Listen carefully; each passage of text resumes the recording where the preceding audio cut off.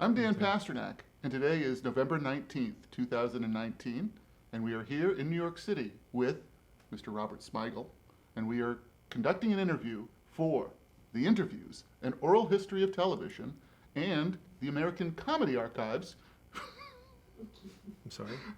for Emerson College. As you can see, we are going inside the funhouse to get the inside poop from Mr. Robert Smigel. We're gonna do like 15 minutes of like background information. So we'll start at the very beginning. What was your name at birth? Your full name? My full name at birth was similar to my name now, actually. I think it's the same.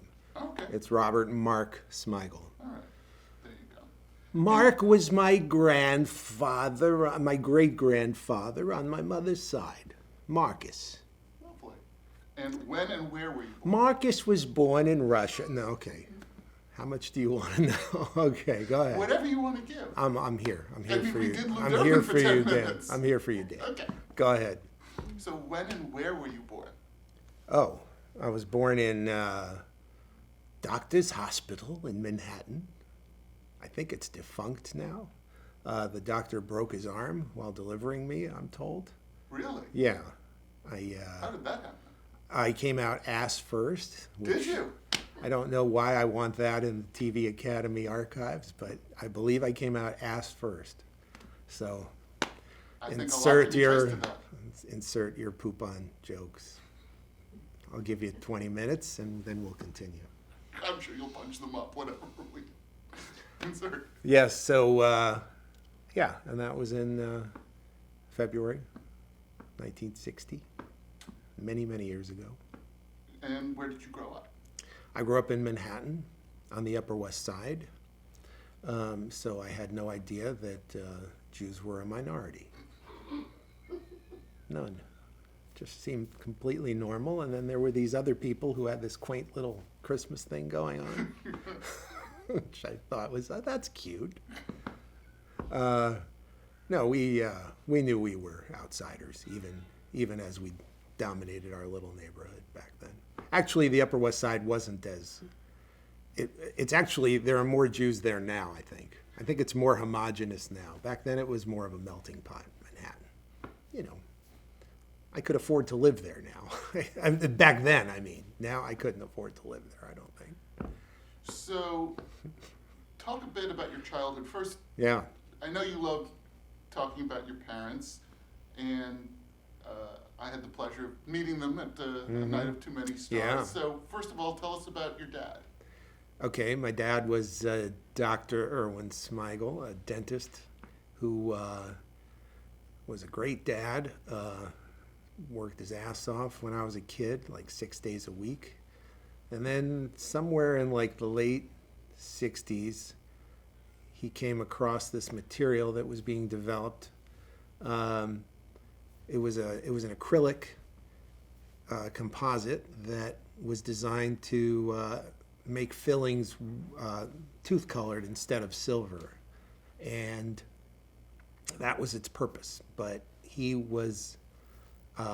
saw the potential to use it for other things and developed the tooth bonding technique that basically replaced caps and revolutionized that area of dentistry, cosmetic dentistry. So he's a big deal. He is a big But he was a great man who was just around for dinner all the time, worked his ass off, but was there for us. Incredibly supportive, proud Jewish dad, nurturing. You know, I used to draw cartoons. That was my first real kind of venture into comedy. When I was like 5 years old, I could draw Fred Flintstone and Charlie Brown. Then I started drawing original cartoons, and that was the beginning of my father's, if you were a patient of my father, you had to put up with a great deal of bragging and, cartoons. Look what my son drew, and, And years later, I would meet patients, and, they would see me and they would get that, 1,000-yard stare in their eyes. Your father, he talks about you. I know everything. Everything. And by all accounts, your dad was also really funny. My dad was really funny. My dad liked to, if your mouth was filled with cotton, my dad would ask you very strange, non sequitur questions. He would, there'd be like a 70-year-old woman he's working on, and his mouth is full of that. If all your grandchildren were drowning, if you had 3 grandchildren, if they were all drowning at the same time, which one would you save? That kind of thing. That's pretty macabre. Well, maybe it wasn't drowning. I don't remember exactly, but it would be crazy scenarios like that. And when I got on Saturday Night Live, some people from the show started going to my father, and John Lovitz was one of them. And John Lovitz was like, "He's funnier than you." And I said, "I agree." So now tell me about your mom. My mom is a brilliant woman who was a career woman. She worked with my dad in the office. She was very artistic, but kind of dropped that and managed my dad's office for years. And again, incredibly warm and supportive and loving, but at the same time, they both love to work. My mom still, she's 85 now, or she's going to be, and she runs a company that makes toothpaste and other tooth products that my dad used to sell on QVC and places like that, and now it's in retail. And the Super Smile, the lovely, there's you can get the teeth whitener and the toothbrush, and the Xena is our newest electronic toothbrush, and then there's also a lip balm, and there's the Quickie. That's a powder form that you just apply to your teeth, and it's good stuff. It's good stuff. And Pet Smile. They even developed. Pet Smile? Yes. They developed a toothpaste for dogs as well. Yeah. Well, it seems like there's a natural. I've been telling her I'd be happy to plug it. I'll whore triumph out for my mom. Who else are you going to whore for, if not your own mother? And she's not taking you up on it yet? She keeps acting like, yeah, no, we're going to do that. Something's holding it back. Maybe common sense. Who knows? Mm-hmm. So talk about your childhood. Like, what kind of kid were you? I guess I was, a little strange in that I enjoyed doing voices. When I was 3 years old, I fell in love with Felix the Cat, an ancient cartoon that was a very high-pitched voice. That's right. And Can you still do it? I'd rather not. Radio! That kind of thing. There you go. So Felix the Cat was a voice that I did around the house, apparently for months. I would just talk in that voice. I'd just walk around the house talking like that. And then one day my father said, "If you continue to talk like Felix the Cat, I'm not going to let you watch Felix the Cat anymore." I just stopped. It was good. It was good. I don't know why it took so long for him to figure out that would do it, but that was that. And then I don't know. I'm told I like to take things apart with my hands, that I used to unhinge doors and then sort of put the screws back just enough so that the next person who opened the door would pull it off the hinges and freak out. And apparently this is when I was again, 4 years old, and I would find this hilarious. And I guess it was the beginning of like a quality I had where I would, when I moved in,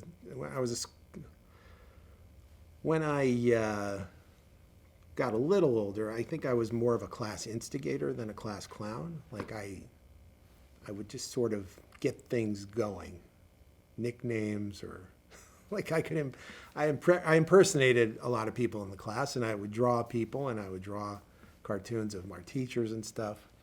But I was more of an instigator than a straight out clown. So more Whatever subversive. that means. Yeah, I guess you could say more subversive. I would start spreading,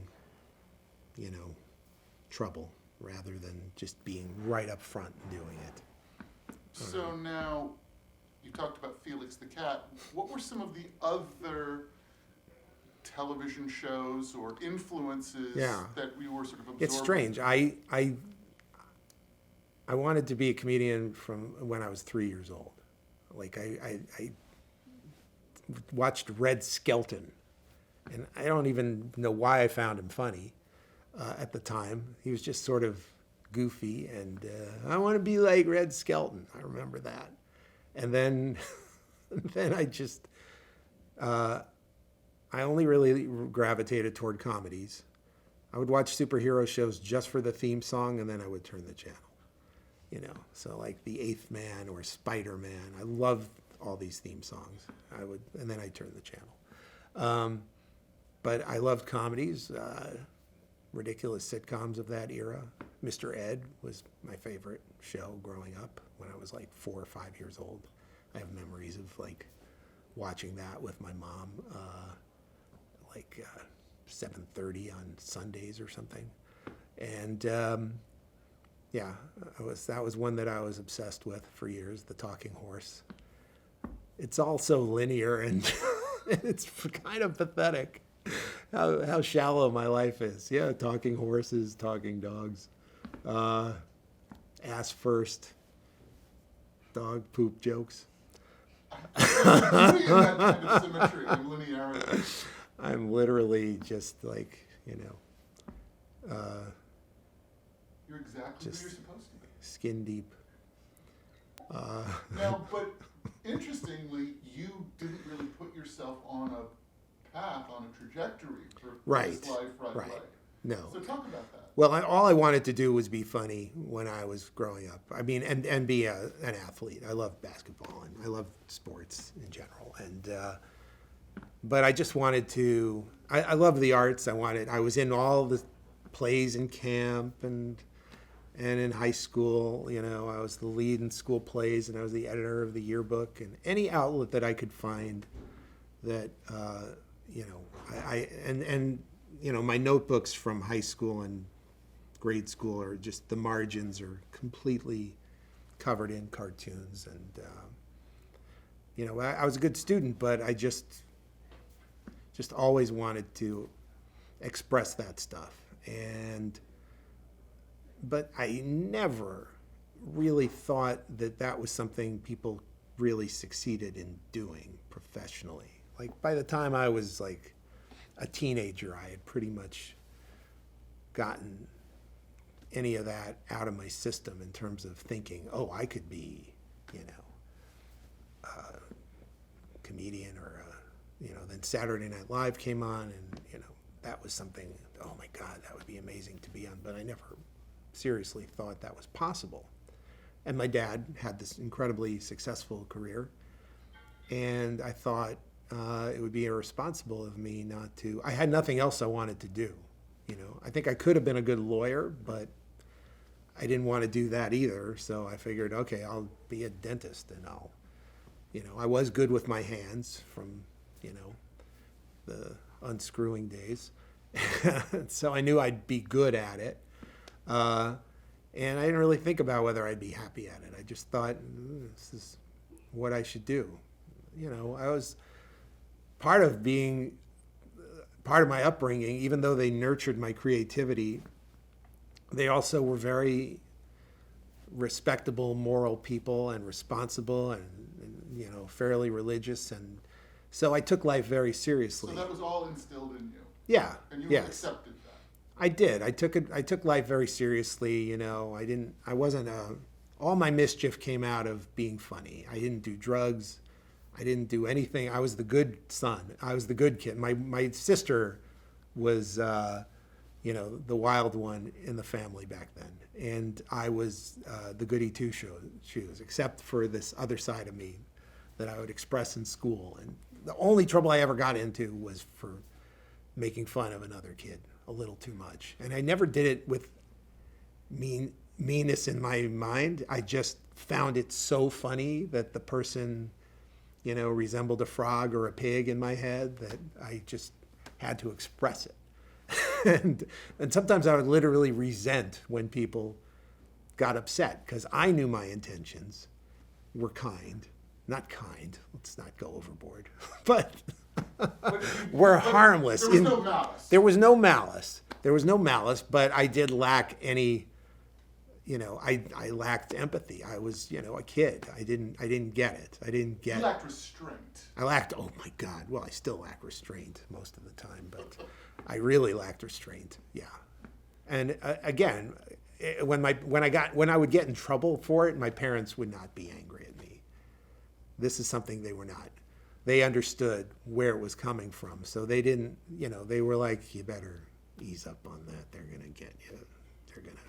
So you go to college, you're on this path where it looks like your destiny is to be a dentist.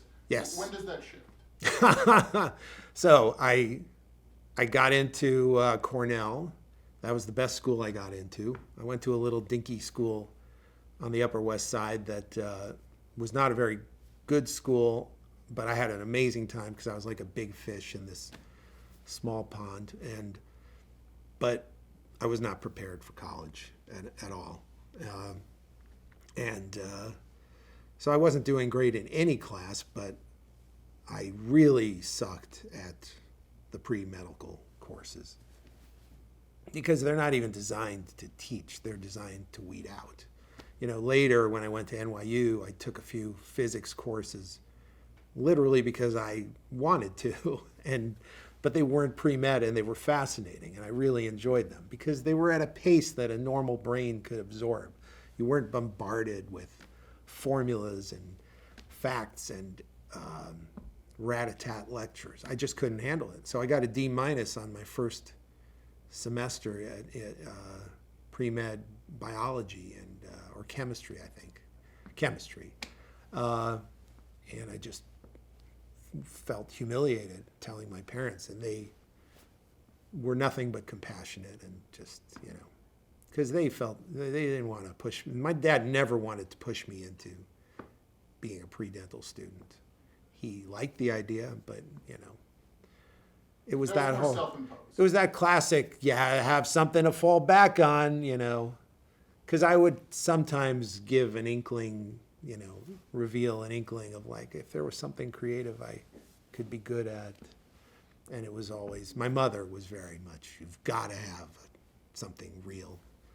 And so when did the creative things start to move to sort of the front burner? well, okay, so I went for 2 years to Cornell and continued agony, and it got so bad that I said to my parents, can I go to NYU for a year and just take communications and acting, and can I do that? Would it be okay? Because the only fun I had at Cornell was being funny.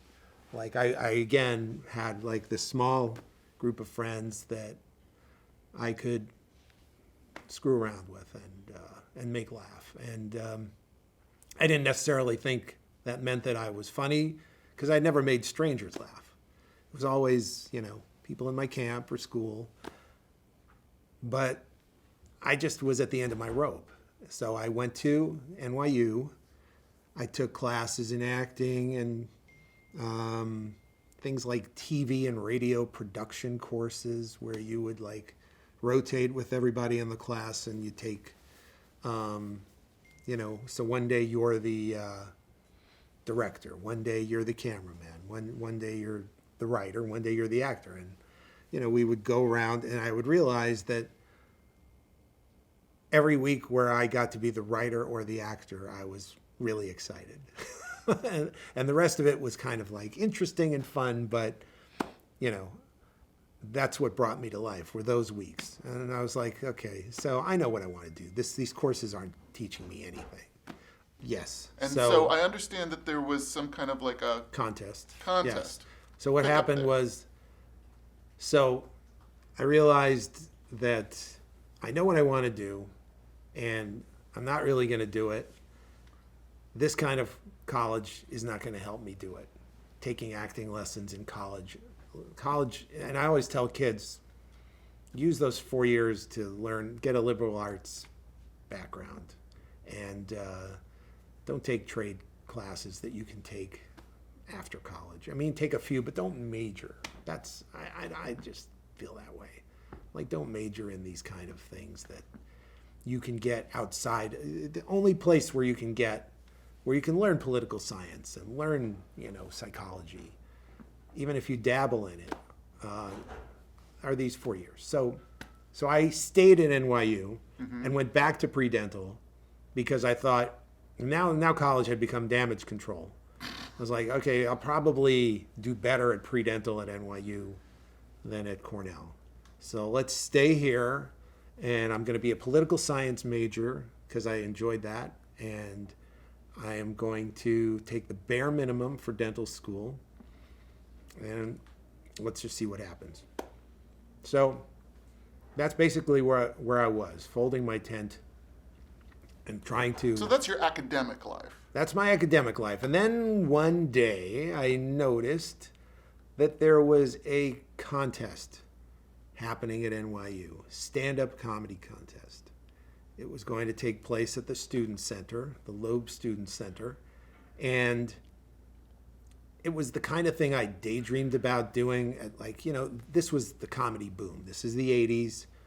There would be articles in New York Magazine all the time about, Monday nights at Catch a Rising Star or the comic strip where anybody could go up who waited in line and try to do stand-up. And I would sort of still harbor fantasies about doing that. Had you gone and seen live stand-up? Of course, absolutely. Everybody did back then. That was back then comedy clubs were like the coolest thing to do in the 80s.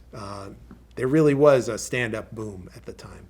And so, but I never had the nerve to think about doing it because at this point, my parents, so pathetic. They had moved to the Upper East Side, a neighborhood I really didn't like. And I had to move back in with them because as a Manhattan resident, I wasn't allowed to live in a dorm at NYU. So I was literally living with my parents at the age of 19 or 20 and commuting to NYU. And I was afraid of being spotted by somebody and if I sucked. And it was so bad, my situation at NYU, socially at this point, that I felt like if I enter this stand-up contest, nobody's going to know who I am. There's no humiliation because I literally don't know anybody except people in my classes. I don't get to really socialize like I would if I had lived in a dorm. So I wrote a stand-up act and I entered this contest and I invited 3 friends from high school and camp to watch it. And what was your act? Well, it was a mixture of ridiculous and run-of-the-mill chatter. I was a giant. My heroes at this time were all the people who were kind of tearing stand-up comedy apart. I wasn't a fan of traditional stand-up comedy. I became one later, but at this time, it was I enjoyed the modern art approach to it. The Andy Kaufman, Steve Martin, that approach where it's sort of commenting on comedy, making fun of it in a way by doing something that nobody else is doing.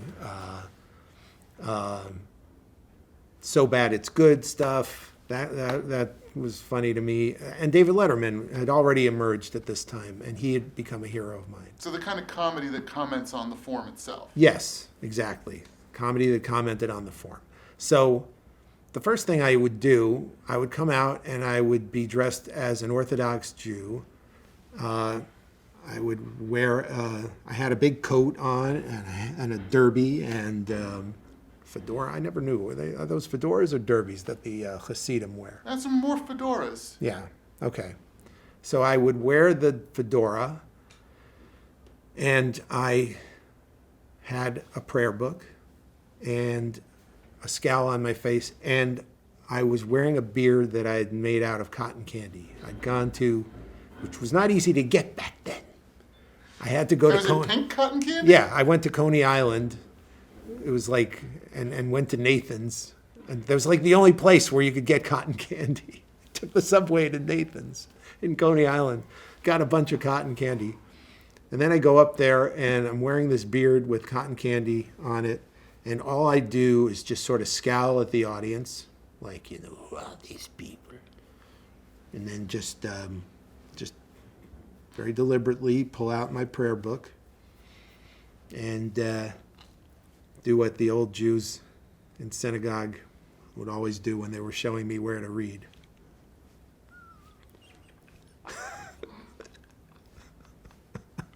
Which I always found gross when I was like 9 years old. Come here. Let me give me your book.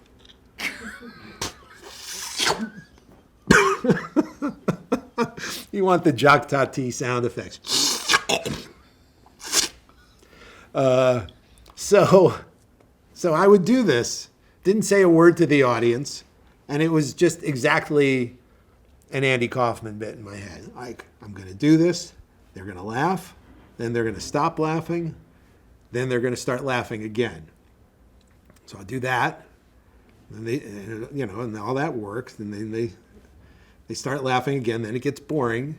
And then I do the lick, pull a little piece of cotton candy, eat it, do another lick, turn the page, pull another piece of cotton candy, eat it, lick, turn the page, pull the candy. Same thing, just, and the expression doesn't change. It's just. And how did it work? Oh, great.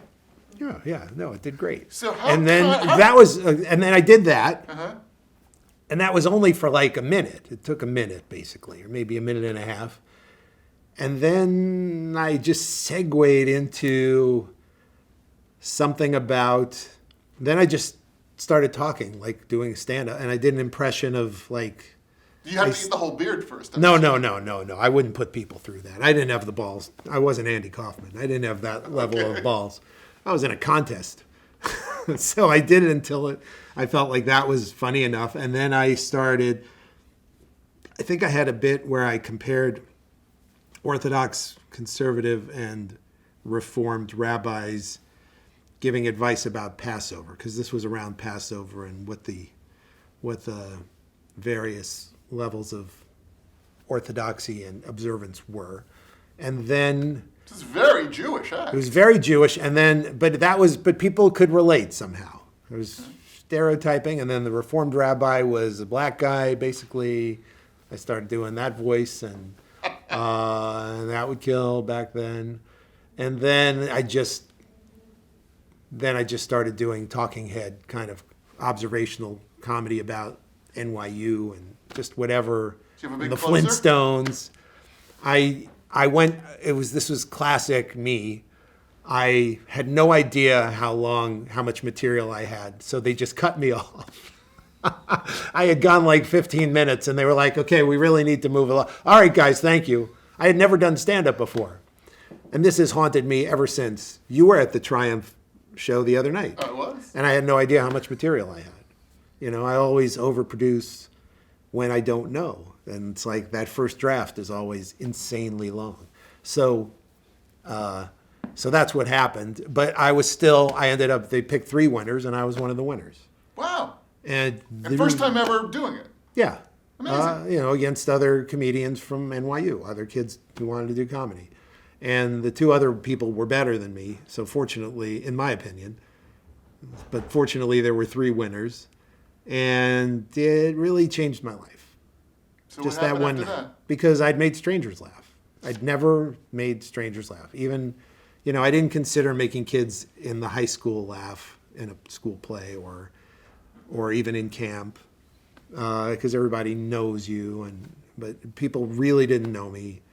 And, I finished college, but I had the bug, as they say. I had whatever you have. I was stung. I was infected. And my parents knew it, and because then they came to see me. So I got to. So you kept performing. Well, what happened was, so as winners of this contest, the three of us got to perform against other colleges at the comic strip, which I didn't even know when I entered. So now I'm doing the act. There's a whole night of just college contest, and I'm there, and now I have trimmed the act down, modified it a little bit, and I added a new bit that was a closer, which was Ronald Reagan trying not to come too fast while having sex with Nancy. I mean, it's a big impression, and you're No, closing that was on sex. So yeah. No, it was. I'd already learned to hack that's like it. textbook closing. No, now I was already now I had the hunger in me. So it's okay? I know this is a little hacky, but I'm doing it. It's gonna kill. It was so it was Reagan. Can I get a little of your Reagan? Well, everybody could do Reagan back then, and it was just him, So I'm just pumping Nancy, and he's just saying stuff like social programs. I don't remember anything else. It's foreshadowing of the ex-presidents, right? Well, yeah, and the ex-presidents, I would just do that move where George Bush and Barbara Bush would always be. George would always be, when he was called to action, he was always in the middle of wild sex with Barbara Bush. But reliably funny. Reliably funny. Well, that was like an insurance laugh, because the ex-presidents was actually kind of a dry bit. And I would put those laughs in just to make sure it got to air. Okay, I'll do one of these, and it'll have an enormous laugh, and then all the funny stuff that I like will slide through. But yeah, so of course this Ronald Reagan bit murdered. And so I won that contest as well. Wow. So then I got and that was at the comic strip. That was at the comic strip. So then the prize was to you get a tryout at 9:30 on a Thursday night. So I did that, and it was a very good audience, and I passed. So wow. And now it's Richie Tinkin is the head of the comic Mm-hmm. strip, and he's like, your writing is really good, and your writing's really good, and you just need to feel a little more comfortable. How you doing, folks? What's going on? Just loosen up a little bit. But the writing's great, and so we're gonna start you, and then they start you up, and you play at 1:30 at night. You have to work your way up, unless you're like Adam Sandler, who I'm told auditioned and was headlining practically immediately. But I did not have that level of charisma. So. But are you getting to know some of the other comics? Yeah, I'm hanging out with people like Wayne Fetterman and Dennis Wolfberg, those kind of guys. Very sweet guy. Oh, Yeah. Scott Blakeman, Scott? Yeah. Oh yeah. Sure. I know Scott. Really funny, sweet guy. And these guys would give me advice, but at 1:30 at night, I realized that I couldn't do anything weird. It was I just had to talk. Anybody who stays at a comedy club till 1:30 at night just wants to be talked to. I came to realize that. And so it became a little less interesting creatively. Because you still sort of felt the pull to go down that Andy Kaufman, Yes, Steve Martin path. Exactly. It was exciting to get laughs. It was nice, but it wasn't, as I said, I wasn't really a fan of talking head stand-up comedy at the time. I came to appreciate it later because I came to appreciate the value of jokes. But at this time, I was just all about comedy that just tore everything down and made fun of itself. And so now at some point in this narrative, yeah, you encounter Tim Kazurinsky. Correct. Okay, so why don't you take us to that moment? Okay, so one of my high school buddies who I was hanging out with, who had gone to this stand-up night with me, my friend Bruce Spenadel, I was just hanging out with him and walked him to his house, And for some reason, Kazurinsky, he may have been living there. I don't even remember. I didn't ask him. But in the lobby of this building on the Upper East Side was Tim Kazurinsky. And I recognized him because he had just joined Saturday Night Live about a month earlier. This was the disastrous year after Lorne Michaels left. Gene Dumanian had taken over as producer and had a very bumpy trip, even though she did discover Eddie Murphy. Everybody has to give her credit for that. And Joe Piscopo. And Joe Piscopo. No, Gail Mathias was very funny too. There were funny people there, but Gilbert. They have to Gilbert Gottfried. Who they have to follow, and it was anybody was going to have rough going. And it was one of those situations where I experienced this when I started Conan, where people really notice the lows. That's what they focus on. It doesn't matter what's working. If there are train wrecks within, their peripheral vision, that's where they're going to laser focus on. That's just how it works. So Tim Kazurinsky was chosen as one of the replacement cast members by Dick Ebersol, who had taken over Saturday Night Live. This is, I believe, 1981, spring of 1981. So I meet him, and I'm Tim Kazurinsky, comedy nerd, loved Saturday Night Live, watched every episode, bad or good era, obsessed with it. And he was a little weirded out that anyone recognized him, but an incredibly kind person. And he learned pretty quickly that I had some interest in being in comedy, which is, I've gotten used to this. When anybody recognizes me, 90% of the time, there's somebody who wants to be in comedy. It requires that level of nerddom to recognize me, which is fine. And then Tim told me about this program at Second City. It wasn't Second City proper. It was a program called the Players Workshop at Second City. It was run by a woman named Josephine Forsberg, who was a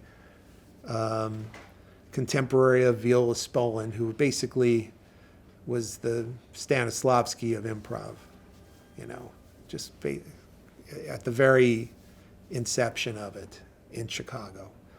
And he said to me, you go there, you do sketches with people. You can do it in a summer, and then you get to do a show at Second City. And it's not a big commitment. And that's when I heard that, I lit up, because I was always terrified of making decisions in my life, So I went for 3 weeks. I only committed to 3 weeks. So when would this have been? This is the summer of that summer. Oh, no. Actually, it took a whole year. I graduated NYU. It took me like 5.5 years to graduate. I was still on a path toward pre-dental, but I was having so much trouble with organic chemistry that it took 5.5 years to graduate. I got into NYU Dental School only because my father was an alumnus of NYU Dental School. And then I failed organic chemistry too. So I'm at NYU Dental School with the director of admissions, and I've made a decision by then, because of my stand-up, or because of my comedy interests, that I want to take a year off. And then I was going to defer my enrollment. And she's like, that's great. That's terrific. We like Renaissance men in our school. You'll be more well-rounded, and then you'll come back, and it'll be wonderful. And, you'll be a better dentist because you'll know more, and you'll have more experience and talk to people better. And how'd you do with your last grades there? You had one more class, organic chemistry? And she wanted me to be in this school so badly because of my father's reputation. I'm like, yeah, organic chemistry. I took the second one. And what'd you get? I actually failed. I guess I'm going to have to take it over again. I got an F. And literally she paused. She was like, F. F, that's tough. Like, she had to think about it. It's dental school. An F isn't supposed to be remotely close to a qualification. She's like, F, boy. Okay. All right, so we're not gonna be able to admit you until you, okay, no, I'm gonna take it again, and, okay, so you'll take it again, and then you'll take your year off, and everything will be, I can't remember I think I took it again. I think I did work my way up to a D or a C minus or something. I took it in the summer, and then in the summer I would go to Hunter College, like an even lower level of, that was my new scam. In the summer, I'll take classes at Hunter College, and I will get, where it's even easier. And then that will... You realize students are going to be studying this. I know, you want to get to dental school. Robert Smigel is a model of academic achievement. Take your pre-dental courses in the summer at a city university, and just, blame it on, All right, so get us to Chicago. Okay. So I flew to Chicago, and So this would be 82? this is the summer of '82. I spent 3 weeks there. Had an amazing time. Met a lot of funny people. It was a very nurturing class. I don't think I could survive now if with their UCB and all these competitive. Was it not competitive? It was not competitive at all. It wasn't the kind of thing where so many of these places you're like competing to eventually, you take this tier and then this tier and then that one, and then you're eventually may Right, have you a like chance matriculate to a at getting company or into something. here all it was you're with the same people, you take 4 or 5 levels, and then you just get to perform your show, favorite sketches on the stage of Second City, which is super exciting because of everybody who's been on that stage. And I fell in love with Chicago. It's my favorite city still. It's just a very manageable, plenty of interesting things to do. The people have I don't know, to me they're a little funnier. There's some sort of New Yorker and feeling that way about Chicago. I grew up in the Woody Allen era of New York and disco, which two things that I found repellent in different ways. I mean, Manhattan was the epicenter of disco in the 70s, and I couldn't stand disco or the lifestyle. But now I kind of like disco, but back then But the Studio I 54 hated. of it all. Oh my God, no! This is just anathema. And between that and I loved Woody Allen movies, but everybody in New York, there was a subset of people that all thought they were in a Woody Allen movie at all times and embraced their own neuroticism and their own narcissism and their own hyper analytic kind of thing. I knew so many people who acted like they were within a Woody Allen movie, and I found it suffocating. And in Chicago, there's no pretense. Everyone, I don't want to use the word down to earth because that's it's almost condescending, but people just lacked pretense and were just as intelligent, just as funny, had no interest in proving it to you at all times by dropping Kierkegaard references and that kind of shit. And I just fell in love with the city. But there is a reason why Chicago has been such a great breeding ground for comedy. I mean, it is obviously a sophisticated and cultured center. But the Midwest considers it like New York to them, yes. Yeah, but it also does have that kind of, salt of the earth accessibility at the same time. I think people have a kind of humorous resignation about living in such a fucking cold neighborhood as well. There's just something about, and it's in the middle of the country, and there's something about that too. It's like, it's good and bad. It's a very parochial city, but I think that also breeds a kind of self-deprecating humor as well. That they're just in the middle of nowhere, kind of this big city, and so what do you think New York and LA are these mover and shaker Right. show-off towns that they kind of like laugh at. So what do you think you got from this sort of formal training, and specifically Joe Forsberg, that you Yeah. didn't have going into that?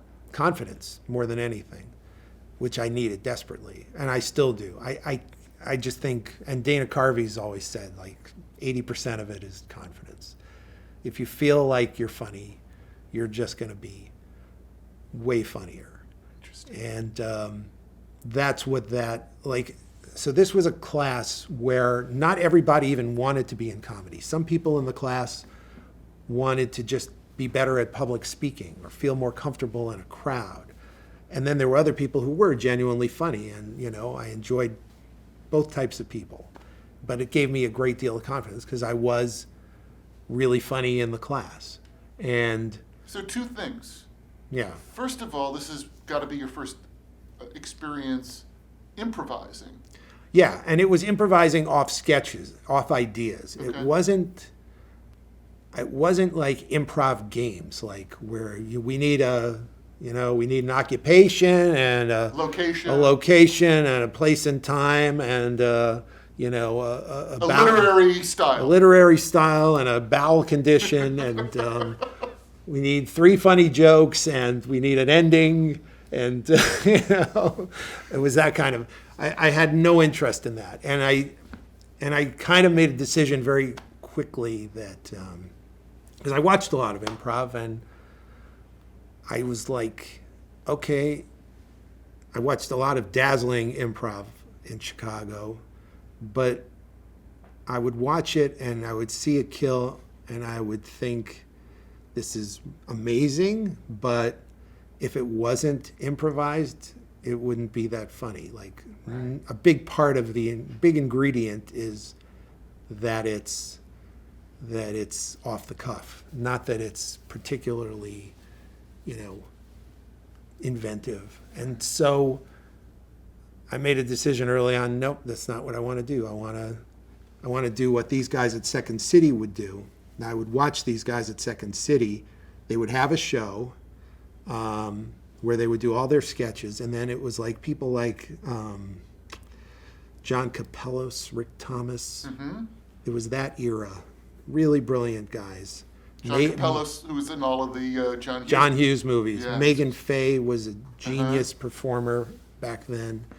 So these are the people you were seeing. Yeah, and Dan Castellaneta joined this group too at one point. Wow. Yes. So Pre-Homer these Simpson, guys, Dan Castellaneta. pre-Homer, pre-Tracy Ullman. Wow. And these guys their improv sets, they would do like 1 or 2 games, like we need a this and a that, but mostly they were developing sketches. I would watch them write sketches by performing them. They had premises, and they would say based on your suggestion of this, but they would make these very tenuous connections where, based on your suggestion of a clock, we take you to a doctor's office that happens to have a clock in it or something. They would want to work on ideas they had, and they would find texture by improvising them. So and it was improvising a brilliant, within something they'd already written. within a premise. Yeah. Yes, within a premise, and they were brilliant at it. And I was like, yeah, this is what I want to do. This is fun. This is creative. And to me, they had the best jobs in the world. Like, because Second City owned Chicago at the time, and it was this beautiful room. And not only did they get to do their great sketches night after night, but then they would get to workshop them after the show, and the audience was even more excited about that. So this is sort of the second part I wanted to ask, because you had to this point not written sketches. No.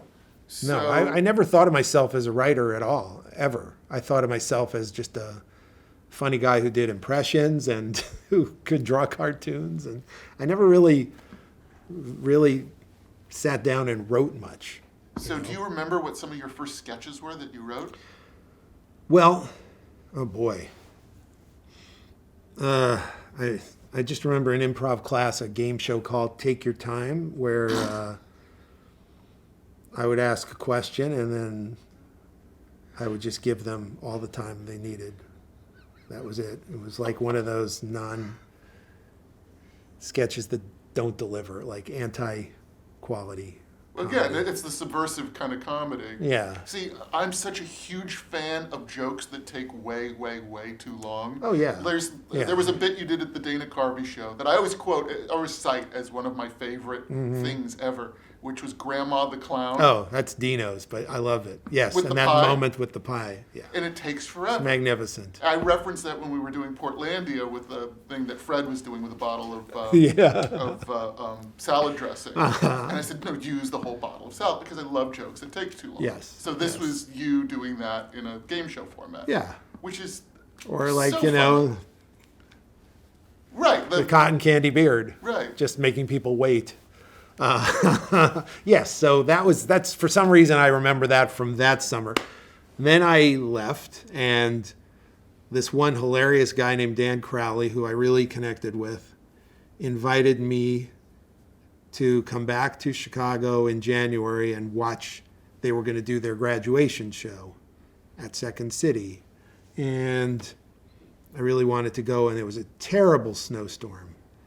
And I was a real kind of an overprotected kid who worried about, you know, that kind of crap constantly. And I really hesitated. I was like, I can't, this is too much snow. It's scary. I can't get in that airplane. It's going to happen. It's scary. I was, you know, somewhat sheltered, and I don't know what, I was 22 now, and I just hadn't taken many trips by myself at all, and I almost didn't go. And then I was like, fuck you, you pussy. Just get on the plane. This is important. And if I hadn't done it, I don't know what would have happened if I hadn't taken that plane ride, because I went to see the show, and then I stayed for a week and really bonded with Dan and another kid who lived with him now named Doug Dale. And we had an amazing time. And then that led to Dan calling me and saying, I'm in a comedy group now. I'm not going to be there for the summer. You want to take my place in the comedy group? And, you know, and then, you know, you can just do it for a summer. So I came back that summer. I finished my class. I did the rest of the Second City class, the Players Workshop class that summer, where I met my wife. Oh, wow. Yeah, in that class. And then I also, and I graduated and had an amazing time doing that class. And then I joined Dan's group. I wasn't very good in Dan's group as a replacement, but I had become really, I was also living in Dan's apartment now with Doug Dale, who became your pal Doug on TV Funhouse. And Doug had started his own comedy group with some other people. And he was like, look, don't do that comedy group, do ours, join ours, you know. And I connected with him comedically really well. So they were relieved when I left their comedy group and joined Doug's. And then I stayed. I stayed in Chicago. So what was that group? That group was named by the other guy who was living in an apartment named Todd Lambert. He named it All You Can Eat. And Todd was like the guy who managed the group and the guy who always saw the big picture. He had the big dreams.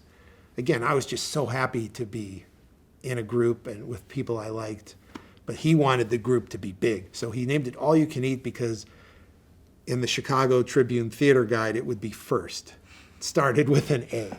So he would get bigger audiences in his mind, even though we were playing at this dinky theater at the Players Workshop.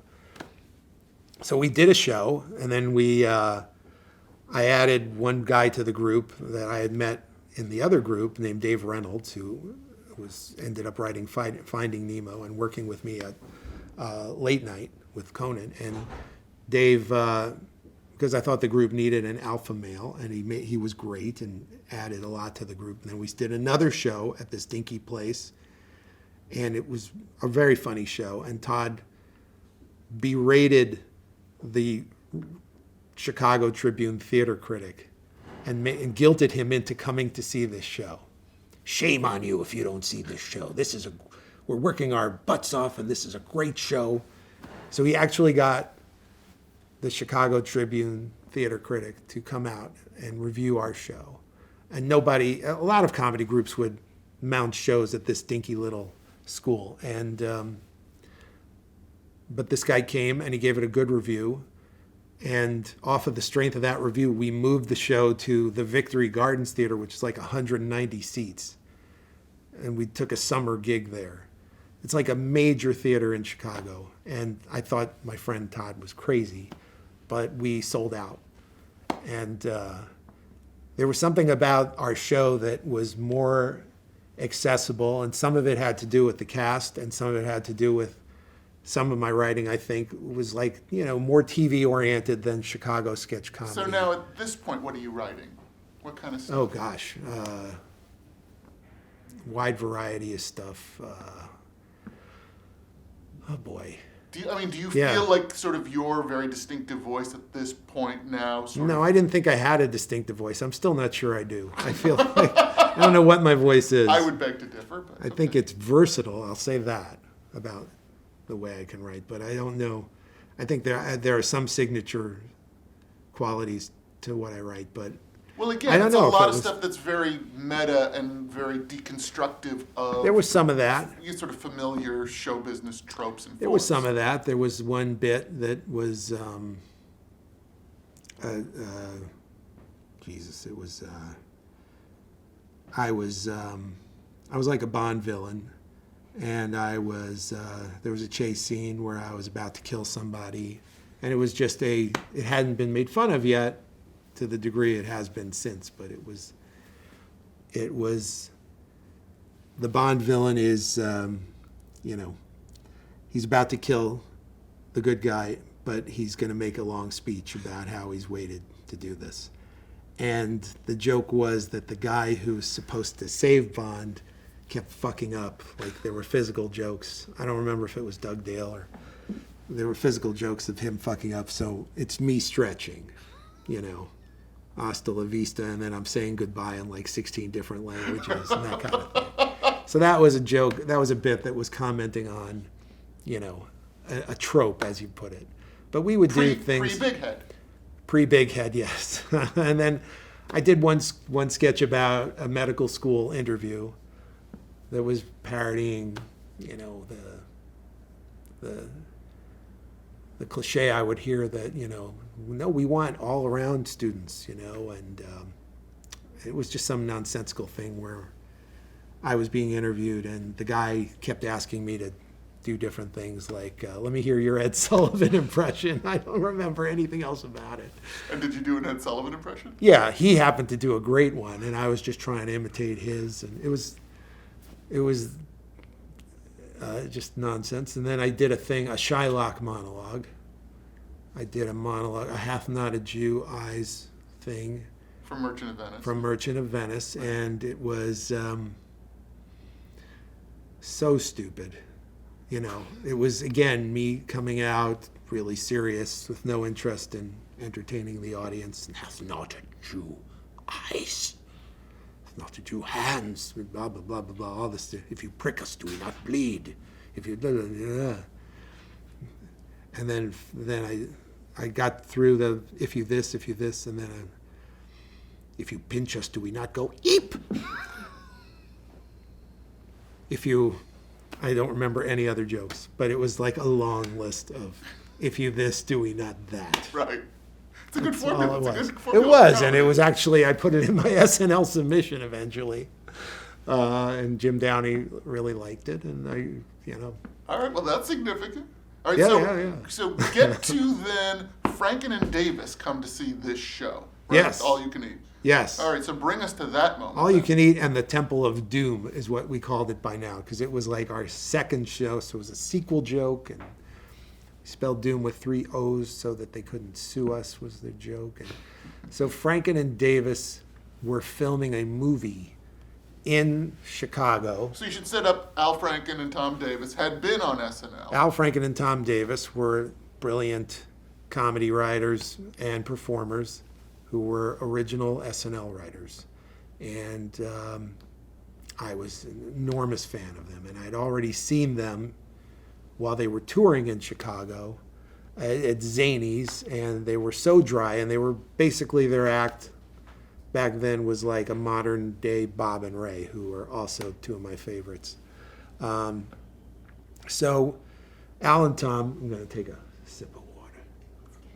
You guys can take one quick break because your burger's here.